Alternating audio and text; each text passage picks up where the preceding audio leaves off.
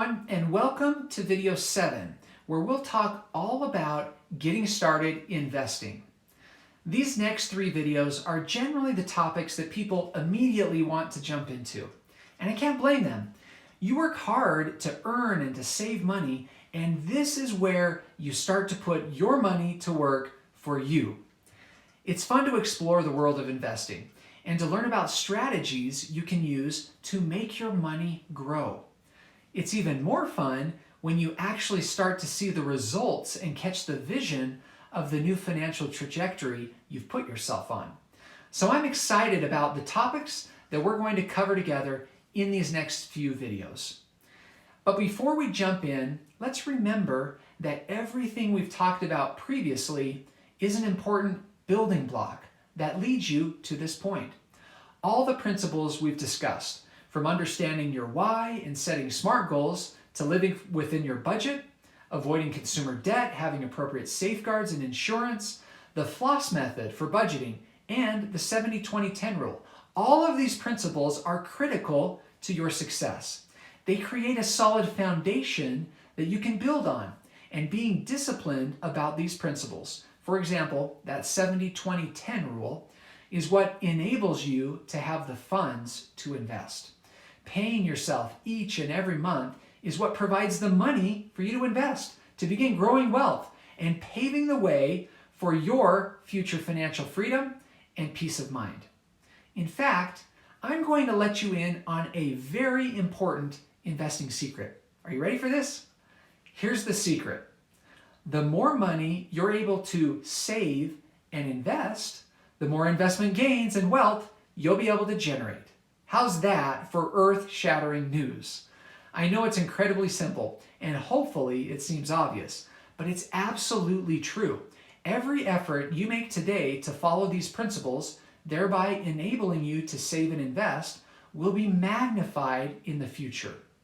Remember what we learned in the last video about the powerful effect of compound returns and the time value of money. Remember the story of Eric, Amy, and Paul, and how Eric's diligent, consistent, and early efforts allowed him to get so far ahead of the other two. That is the effect that following these principles will have. To put Eric's example into perspective, that first $500 that Eric invested was worth more than $12,000 by the time he retired. Now, I'm sure he could have spent that money on at least 100 other things. A weekend getaway, a new phone, a fun night out. The possibilities are endless. But he made a conscious decision to forego just a few wants so that he could save and invest for his future. And it absolutely paid off. Now, I am not saying that you should scrimp and scratch and claw to save every penny possible. In fact, there was a pretty funny television series about people like that. It was called Extreme Cheapskates. Maybe you've seen a few episodes. I would not recommend living like that. It would be absolutely suffocating. But what I am advocating for is that you follow these sound financial principles. It's important to live life in the moment, but not lavishly beyond your means at the expense of your future. So hopefully you can see how these principles build on each other. If you take any of them away, your financial foundation can become a little shaky. And if you neglect too many of them, the foundation crumbles and it becomes very difficult to build the financial future that you want. All right, are you ready to get started? Let's dive into our investing topic by first talking about 3 key investing concepts. The first is the concept of risk and reward. The first thing to understand when you start investing is that you're taking a risk. You're choosing to put your money somewhere or to purchase a certain asset in hopes that the asset you acquired will appreciate and or provide a return. Or in other words, in hopes that your money will grow. With investing, there are no guarantees of financial returns, so you are taking a risk. This is why you may have heard the saying that you should only invest what you can afford to lose. Now that saying isn't intended to scare anyone away from investing, because when you invest, you should absolutely expect to receive a return on that investment. Rather, what that saying is trying to convey is that you should be prudent in your investment decisions and not simply throw your money at any supposedly brilliant idea that comes your way. For example, let's say that you've worked really hard to save $50,000 and you intend to use that money as a down payment for a home that you plan to purchase in the next few months. Because you have an earmarked use for that money in the near future, it probably wouldn't be wise to invest that money in the stock market or into some business venture. If you did, there's a chance that your investment could turn south, at least temporarily, and you could lose some of your principal or some of the $50,000 that you originally invested. If that were to happen, it could derail or at the very least delay your home buying decision, and you certainly wouldn't want that to happen. This is why you should avoid investing money that you can't afford to lose or that you have a specific or an important upcoming use for.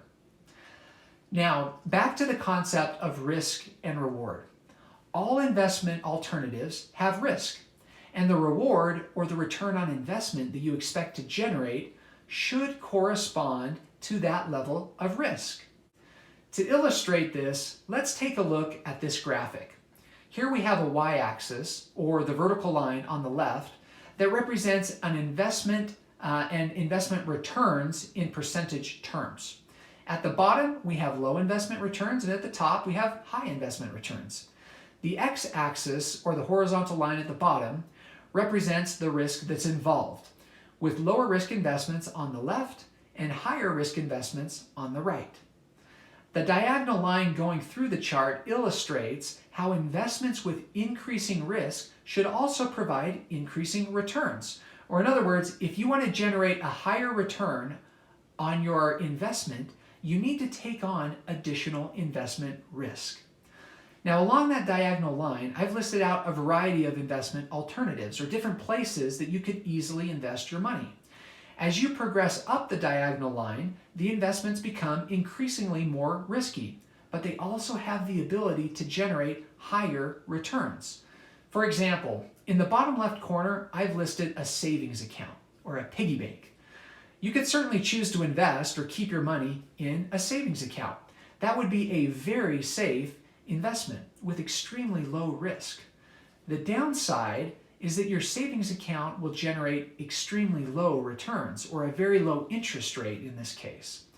So while a savings account is a great place to keep your 6-month emergency fund, it's not a great place to keep your retirement savings. That's because a savings account won't generate enough of a return to allow your retirement savings to grow into something meaningful in the future. To do that, you'll need to take on a little more risk. On the other end of the spectrum, you see business ownership. Starting and running your own business can be extremely profitable, and it can generate very high returns. In fact, I know plenty of people who have been very successful financially as a result of running their own business. But that also comes at a high risk. If the business doesn't work out, then the outcomes can be devastating. As a result, business ownership is generally seen as a high-risk, high-reward proposition. Now, in between those two bookends are a variety of investment alternatives. You could invest in bonds, index funds, real estate, or individual company stocks. There's nearly an unlimited supply of investment alternatives out there. But this covers the key categories, and we'll talk more about each of these categories as we move forward. The important takeaway right now is to understand that the amount of risk you're willing to take and to align that with the appropriate investment alternative. What the right amount of risk is for you will depend on a number of factors, including your risk appetite, your financial situation, and your desired investing timeline. For example, if you're 30 years old and saving for retirement many years down the road, then you should be willing to take on additional risk in order to generate additional returns. This is because even if your investment temporarily went south, you still have a long investment horizon and a lot of time for that investment to generate the expected returns. If, on the other hand, you're 55 years old and saving for retirement in the not too distant future, then you will be less willing to accept risk and will likely settle for a lower return. This is because when you're on the cusp of retirement, you can't afford to take the chance that an investment moves against you and therefore reduces the size of the nest egg that you've worked so hard to grow. As a result, you settle to lower yielding but more stable investments. So understanding this risk-reward diagram and where you fall on it is important because it will help drive the investment decisions you make. This is precisely why one of the first things a financial advisor will do with their clients is to give them some form of a questionnaire with a variety of options to select between in order to gauge their risk tolerance. The second important investing concept is the concept of diversification. Put simply, diversification means spreading out your money across a variety of investments as a way to reduce risk. An even simpler way of explaining diversification is the common saying, don't put all your eggs in one basket. Now, there's a lot of research and math that proves out this concept, but I'll spare you from those nitty-gritty details. The thing that's important for you to understand is that diversification enables you to maintain a higher return while bringing the risk down.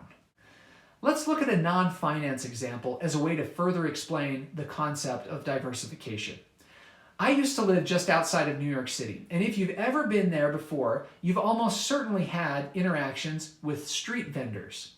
These street vendors sell a wide variety of unrelated products. A common example is sunglasses and umbrellas. Now, it may seem odd at first why a street vendor would sell both sunglasses and umbrellas. I mean, why would anyone ever buy sunglasses and umbrellas at the same time? Well, that's exactly the point and the brilliance behind it. Most people would never buy those two products together. When it's sunny, the vendor will be able to sell a lot of sunglasses. But if it's rainy, then the vendor still has a good business because now they're selling a lot of umbrellas. By diversifying their product offering, they're reducing the risk of their business. Regardless of the weather, they have a product to sell you. Diversification in investing follows the exact same concept. And perhaps the best example of this is investing in stocks. You could choose to invest in a single stock, just like our street vendor could choose to only sell a single product. But if the company whose stock you purchased doesn't perform well, then your investment will suffer. Just like our street vendor will suffer on a rainy day if he or she only has sunglasses to sell. On the other hand, you could diversify your investment and buy stocks in many different companies. By doing that, you're diversifying your holdings, you're reducing your risk, and you're making sure that you aren't overly exposed to the performance of any single company. Just like our street vendor who's ready to sell you a product, whether it's sunny or rainy. Now, while the math behind this concept can get very complicated, the practical application of diversification for you is quite simple. You should avoid putting all of your eggs, or even most of your eggs, in a single basket, and instead spread out your investment dollars into a well-balanced portfolio. If you're investing in stocks, for example, rather than trying to pick the next Amazon and buy single stocks, invest in funds that already contain a well-balanced and diversified selection of many different companies. Depending on the fund you select, and we'll talk more about how to do that in the next video, this will still provide you exposure to that up-and-coming stock without opening yourself up to undue risk. Yes, if you so happen to have picked out the big winner, your returns will be a little less when you diversify your holdings. But if you happened to have picked out a stock that seemed promising at the time, but turned out to be a real dud, then you will avoid those painful consequences. And trust me, the odds of you identifying that single winner stock and also timing your investment just right, those odds are not very good. Remember that the concept of diversification enables you to still maintain a high or expected return at the portfolio level while reducing your risk. The third investing concept is to play the long game and not become overly emotional or reactive to market swings. Smart investing is not a get-rich-quick program. Sure, everyone hopes to find that investment that will provide an oversized return in a short period of time, and hopefully you catch a few of those breaks over time. But the point is that your ultimate success is not dependent upon just getting lucky and hitting a home run. Smart investing is a methodical process where over time, your diligence and consistency pay off in a big way. It's like our example with Eric in the last video. He diligently and consistently invested a relatively small amount of money, month after month after month. In the moment, it probably didn't seem like very much, and it probably didn't seem like he was making a ton of progress. But as those diligent efforts compound, the results become meaningful and will pave the way for you to enjoy a future that is free from financial worry. Part of being a smart investor means that you're not overly emotional or reactive to market swings. Markets go up and markets come down, but in the long run, they tend to go up. A successful investor is someone who's learned to do one thing very well: buy low and sell high, thereby generating investment returns. But unfortunately, too many individuals become jittery when markets get volatile, which can lead you to doing the exact opposite, selling low and buying high. As a result, you'll want to avoid the common tendency to be reactive to what you're seeing or hearing in the market, and remember that you're investing for the long run. Maintaining a long-term perspective actually provides a lot of peace of mind and comfort during times of market volatility. When you know what your end goal is, let's use retirement as an example. You're not overly concerned with short-term volatility or having the market pull back for a temporary period of time. This is because you know and understand the power of having time on your side. In fact, if there's a pullback in the market, many smart or value investors will view that as a buying opportunity. Remember, buy low, which enables greater returns in the future. Now, perhaps one of the best ways to set yourself up for success and to avoid those common tendencies to being overly reactive is to be programmatic in your approach. Just like we talked about with the floss budgeting model and the 70-20-10 rule, when you have a clear budget in place and you have a set amount each month that you're putting towards saving and investing, this will benefit you. Smart retirement savers and investors pre-program those funds to come right out of their paycheck, first thing, and to go directly into their investing accounts where it's allocated into the funds they've pre-selected. Not only does this make investing much easier, you can essentially automate the entire process once you put your strategy together, but it also helps you to avoid emotional buys and sells. It helps you to be consistent, and it helps you to play the long game. Being programmatic in your investing approach is a huge way to set yourself up for success. Now, before we move into our next video and discuss investment accounts, let's review the key investing concepts that we've discussed. First, your budget becomes the enabler of your investing opportunities. By using the floss method and the 70-20-10 rule, and by diligently following your budget, you'll free up the financial resources that enable you to invest and to begin growing your wealth. Remember that foregoing just a few wants today until they comfortably fit into your budget will have a tremendous impact on your ability to live the life you really want. Even if you start out saving a small amount of money each month, those consistent and diligent efforts, combined with the power of compounding, will really add up and take you to the next level. The next concept was the principle of risk and reward. All investments come with risk, and if anyone ever pitches you an investment while using the word guarantee, then I highly suggest you run in the opposite direction. The key is knowing what your risk tolerance is, and then finding investment alternatives that will generate a return that's commensurate with your desired level of risk. For example, if you're young and saving for retirement, you'll generally want to take on a little more risk and invest in something like stocks. If you're a little older and quickly approaching retirement, then you'll be less willing to assume risk and should settle for more stable investments like bonds. How much risk is right for you will largely depend on your risk appetite, your financial situation, and your desired investing timeline. Our next concept was the importance of diversification, which will enable you to maintain a high or expected rate of return while reducing risk.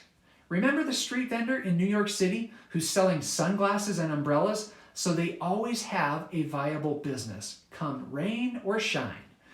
You'll want to do the same thing in your investment portfolio so that you're never left feeling the painful consequences of being too concentrated in any given investment if things were to go south, or having too many eggs in one basket.